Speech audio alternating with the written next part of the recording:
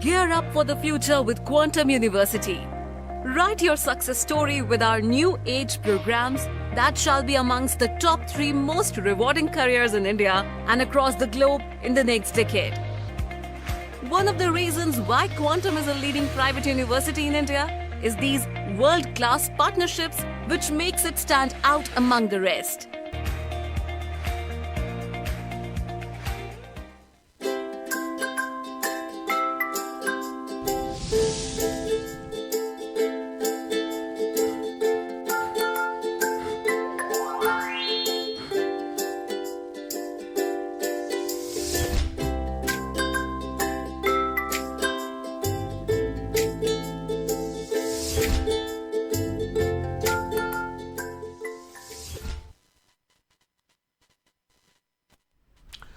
Good afternoon, Elite TV ki test of cartoon ki mahao meng tabiru so hamar taramo sere imro nga sin fala fonga pau se singi cartoon singda cartoonist singna kari haning liba kari fonong liba kari wakal khalang liba habdu ai miyam da sandonga thamjage amelo khachage Shanghai Express ki onthok pani da aisida onthok pani ba cartoon sing view mapan dagi lakpa Central Paramilitary Force ki moi kangbu ani Assam Rifles so be ame to be wari chana bane ada amasina haye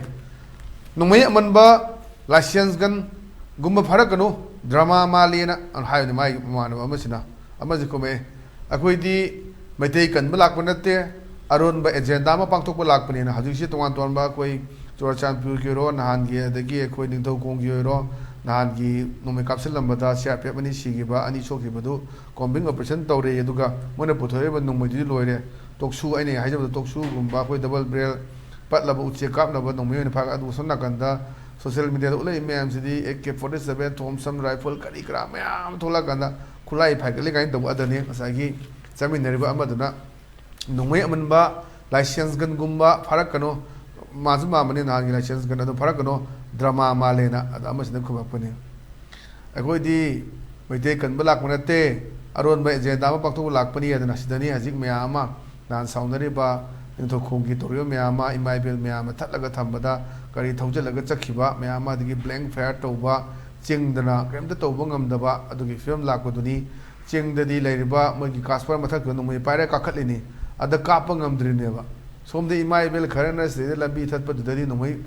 blank fire tawine adani masi jogi kokomin haiche mana mising mi khai na bigi thawang catharagadi Central Force ki mathakta koi akanba khongjang changchal tangai leite haibu phoma thamba phoma ngasisu newspaper da yoduni adoni chai ani ji khoi chom chon wari sana bane ai ni nomai amanba license gan gumba farakunu drama malena moi masen wari sana ai ni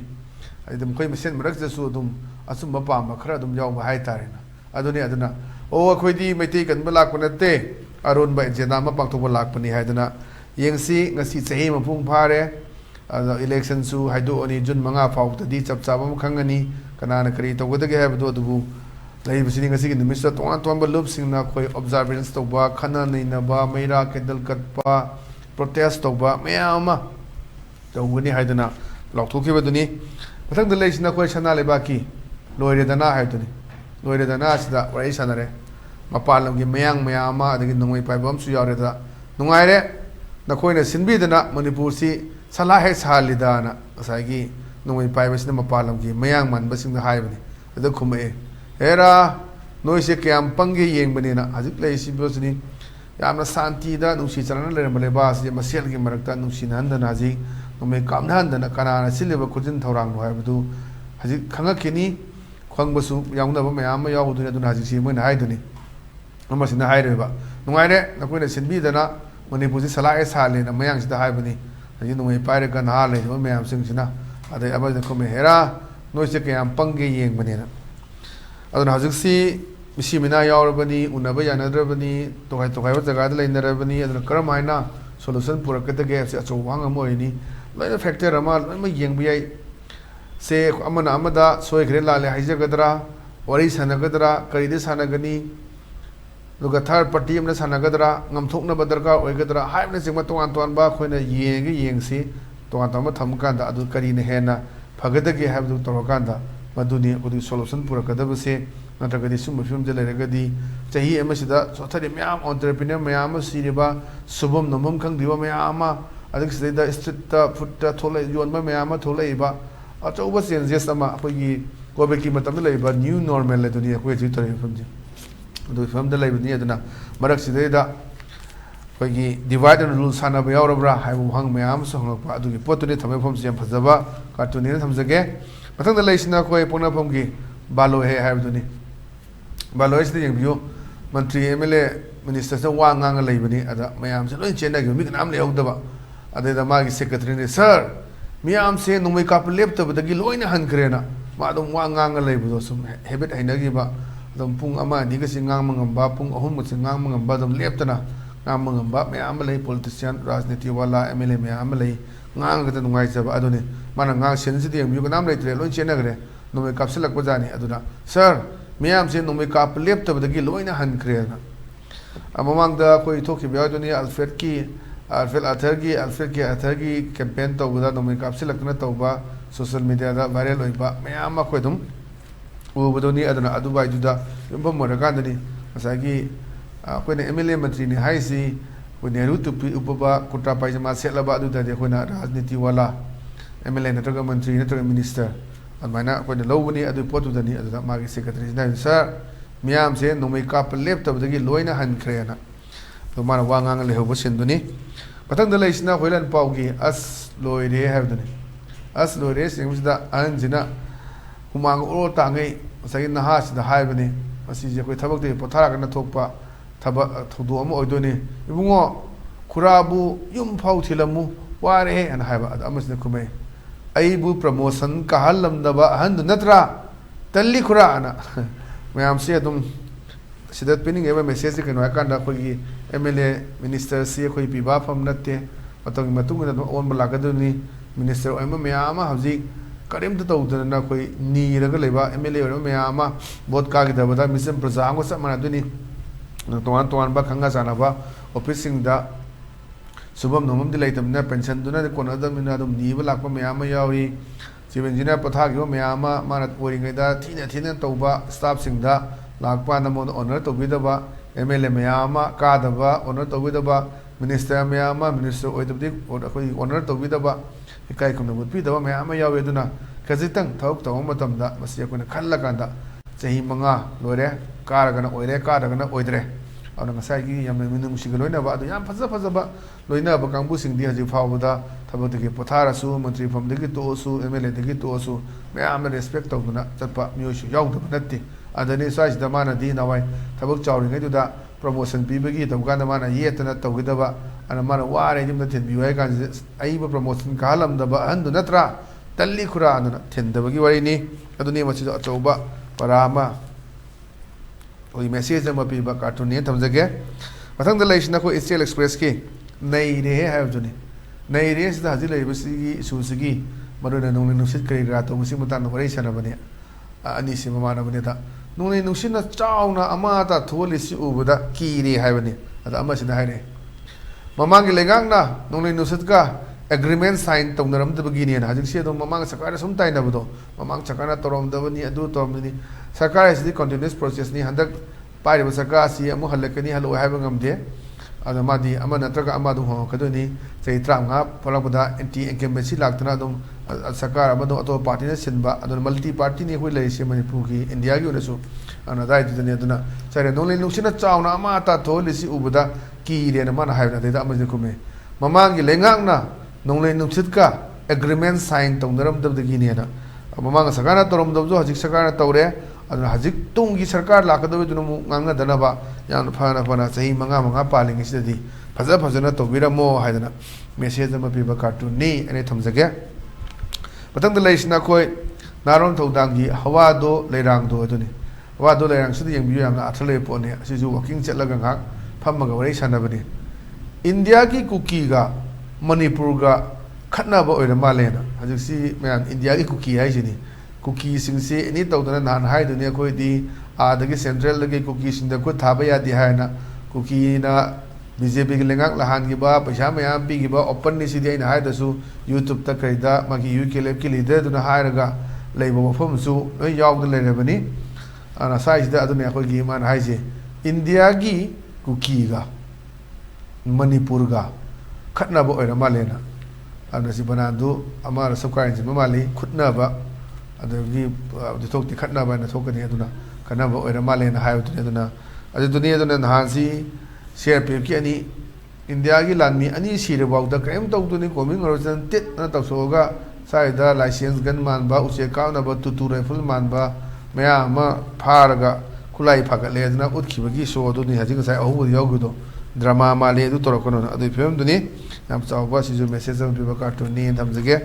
मथंग लेना कोई Manipur news की दशानी है दशानी तुम याद्रे खोटेना सूम complain तौ लाचाने doctor है जाने तुम यादे है प्राइवेट बैंक इन्वेस्टर होरबोजे प्राइवेट बैंक मैम पैसा मैम मांगनब प्राइवेट मैम लुखिब हंदू क्रोर क्या क्रोर चामर पूरा चक्रे गायनगा यौरक मैमनी मनपुर से पैसा पाइबसु अपंगबसु असिंगबसु अपंग मनन असिंग चायदनी साइदा तुम यारे है प्राइवेट बैंक की इन्वेस्टर होरबोना मतलब प्राइवेट बैंक से चौखटनरब मधु खुद लोई फनरब है कुशलकान तोान तोब फ्रॉड मैम यौरब मैम हजी कायथगी प्रजा मैम वानब पेंशन बुक बनान थमजरगा पैसा थमजरूब लुहोंग पैसा तुंगजरगा इन्वेस्ट तौर मैम हजी कोक खुद हांगनब लन थुम मैम से हिंगोल चंब लेरेगसु हेक योनबद सितब लेरेबा कंपनी दुगी येंथोकनबसु यादब सुगम मैम लेबगी फिल्म लेदुने तुम यादे से प्राइवेट बैंक दग इन्वेस्ट तौरब्रान फजब वन तोलेब कार्टूनी मथंग लेना कोई पीपल्स क्रॉनिकल की पीपल्स क्रॉनिकल की फ्राइडे फन फ्राइडे फन से मैम लौमी मैम फार्मर मैम प्रजा मैम से लापने विलेजर कुंगा कुंजा मैम अदे मंत्री MLA है don't worry my dear farmers and villagers I promise you I नुसिरब लौमी कुंजा वसक्तुना वन डे फॉर श्योर नोमत no sure the war will end okay aduna nomata nomadi lansi loine adu loiba nani loibagi position no to di khamba nai do ni siba nai do ni like na matam kyam sanga dage kamani hinga dage hasi subam dom lerakta ba achoba awaba ma subam dom lerakta na ji dum huran ba hengalak ba hingdabdi yadabina ngarang na suka ke thel gi de leibti dimon gidra leiba koi gi furniture house samdagi huran gi hai do ni ade ngarang su chaningai thaningai pisa di lerakta ba ana bank lut toy dune churachandpurda asomda ukhul toy dune churachandpurda tobudi madu ka thar SBI mang to da ahum labu suramani ana haju fawda haji me amadagi me ahum dagi haju fawda lut toy se mari suramani bank lut toy se ukhul gi tharaga ana size ni je torokini adi ATM phak na honare me gaina adagi lem jaga da ena khada thamba khudeng phau lesaloi doini button bau thambada हिंगनब चादबदी यादे हिंगदबदी यादे अजु यंगबिउ सबम नोम लेते relief camp लेरिबो ma'am सिंग असि यंगबिउ वाना मयम मकई फतना दम साजदना नुआइना लेबे pussy मरेल अमा लेजरबदु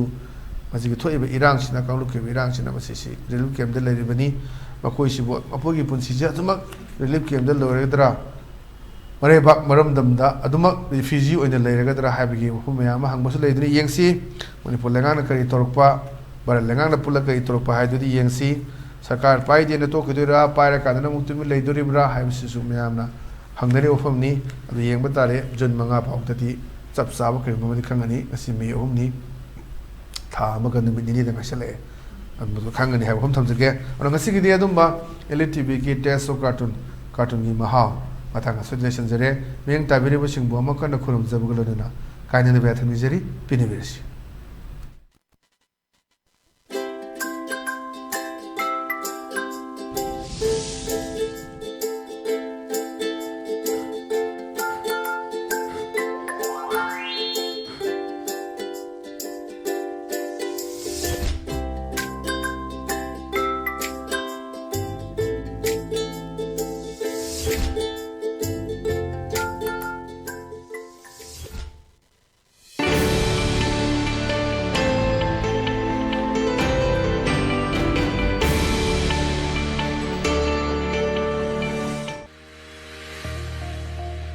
Gear up for the future with Quantum University.